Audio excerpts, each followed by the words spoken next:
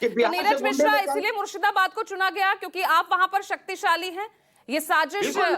यहाँ पर क्या ममता दीदी रच रही हैं कि मुर्शिदाबाद में ही हिंसक झड़पें हो रही हैं वक्फ कानून को लेकर? नीरज मिश्रा, पूजा जी, इस बात का जवाब देके मैं मुद्दे से तो नहीं भटकूंगा। आप समझिए कि पूरे देश में आज किस तरीके का माहौल बना दिया गया है, जहां पर दो समुदाय जो हजारों साल से भाइयों की तरह रहते हैं, आज उन दोनों समुदाय के बीच में ऐसी लकीर खींच दी गई है जिसे अब पाट पाना बड़ा मुश्किल दिखता है।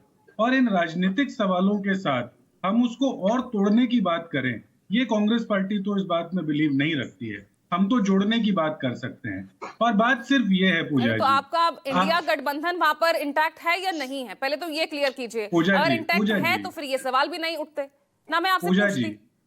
पूजा जी, इंडिया गठबंधन जो था वो लोकसभा चुनावों के लिए था। जब प्रदेशों के चुनाव की बारी आएगी तब लोग आप इंडिया गठबंधन की बात करिएगा। आज मैं इंडिविजुअली कांग्रेस की आ बात गई करने के भाई लिए बैठा हूँ। 2026। आप मुझसे बात करिए ना कांग्रेस के बारे में। मैं आपके चैनल पर बैठकर टीएमसी पे भी टिप्पणी करूंगा, मैं सीपीआई पर भी करूंगा, क्योंकि जहां जो गलत होगा उसकी बात कांग्रेस रखेगी। लेकिन आज जो बात है वो बात ये है कि जब सुप्रीम कोर्ट में कुछ याचिकाएं गई हैं, वो किस लिए गई हैं, इस पर तो डिबेट करिए और देश को बताइए कि कैसे आर्टिकल 14 का उल्लंघन किया गया इस बिल के अंदर, कैसे आर्टिकल 25 का उल्लंघन किया गया, कैसे आर्टिकल 26 का उल्लंघन किया गया। और ये सब संविधान के दायरे में रहते हुए जब 42nd अमेंडमेंट को स्ट्राइक डाउन किया गया, जिसमें यह कहा गया था कि पार्लियामेंट को आप अनएग्जेम्पलरी पावर्स दे देंगे, उसके ऊपर कोई चेक एंड बैलेंस नहीं लगाएंगे, तब सुप्रीम कोर्ट ने उस 42nd अमेंडमेंट को हटाया। आज उसी के तहत अगर किसी समुदाय को, किसी व्यक्ति को यह लगता है कि उसके संवैधानिक अधिकारों को आज रोका जा रहा है, तो वो सुप्रीम कोर्ट की तरफ गया है। जब सच्चर बात कमेटी की सच है ना। सिफारिशें सामने आती है, आप ही के कार्यकाल में सच्चर कमेटी की आई थी, के रहमान ने क्या बोला था? ये तमाम बातें, पारदर्शिता लाने की बात कही, महिलाएं जो है कमेटी की मेंबर हो, बोर्ड की मेंबर हो, नॉन एक गैर मुस्लिम होना चाहिए, इस बात को लेकर तो ये सिफारिशें सच्चर कमेटी की रिपोर्ट में भी थी ना। तो आज कैसे ये गलत हो रही हैं? पूजा जी, आज देखिए गलत इसलिए हो रही हैं क्योंकि जो आप जैसे बीजेपी के प्रवक्ता से सवाल पूछ रहे थे ना, उनकी स्थिति लग रही थी कि आप हलवाई से पूछ रहे हैं कि क्या उनकी मिठाई खराब है, तो वो उसके बारे में जवाब दे रहे थे। आज सोचिए ना कि सच्चर कमेटी ने ये तो नहीं कहा था कि आप लिमिटेशन एक्ट लगा दीजिए। आज एक अकेला ट्रस्ट, क्योंकि वो किसी रिलीजियस कम्युनिटी से बाउंड है और एक रिलीजियस कम्युनिटी की बात करता है, आप उसके ऊपर लिमिटेशन एक्ट लगा देंगे। तो क्यों नहीं लगाते हैं आप दूसरे ऑर्गेनाइजेशंस के ऊपर? मैं नाम लूंगा तो आपको एक हेडलाइन मिल जाएगी। लेकिन देश में कई ऐसे संस्थान हैं जिनके पास अनचेक प्रॉपर्टीज हैं, आप उनके ऊपर बात कर लेते हैं ना। और सीधी सीधी बात तो पूजा पारदर्शिता जी होनी है, चाहिए, तो इसमें गलत क्या है?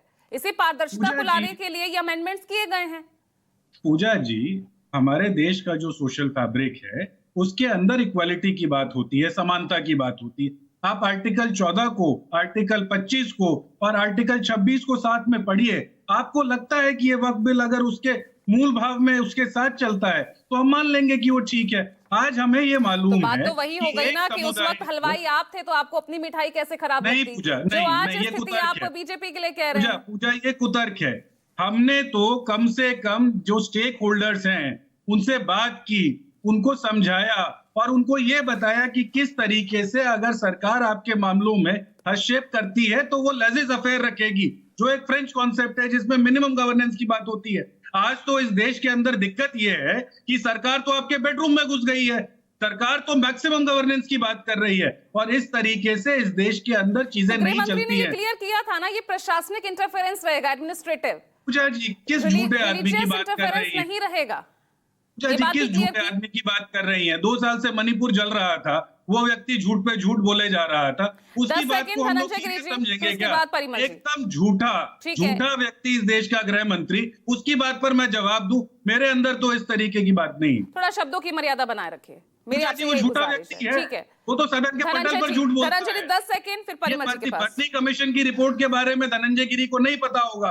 123 प्रॉपर्टीज की बात पूजा की जी, उन्होंने। जब किसी का नाम लिया जाता है तो दूसरा व्यक्ति नहीं बोलता। रुक आपको इनसे जाइए। सवाल पूछना पूजा चाहिए। जी, वो पूजा जी, 123 प्रॉपर्टीज रुकिए। जो हैं, पूजा जी, कहते हैं पूजा जी, कि 1 मिनट, जब एक आदमी का नाम ले लिया जाता है तो दूसरे को उसका एहतराम करना चाहिए। रुकिए। नहीं नहीं, मैं तो पूजा जी, जब किसी का नाम ले लिया जाता है तो दूसरे को उसका एहतराम करना चाहिए।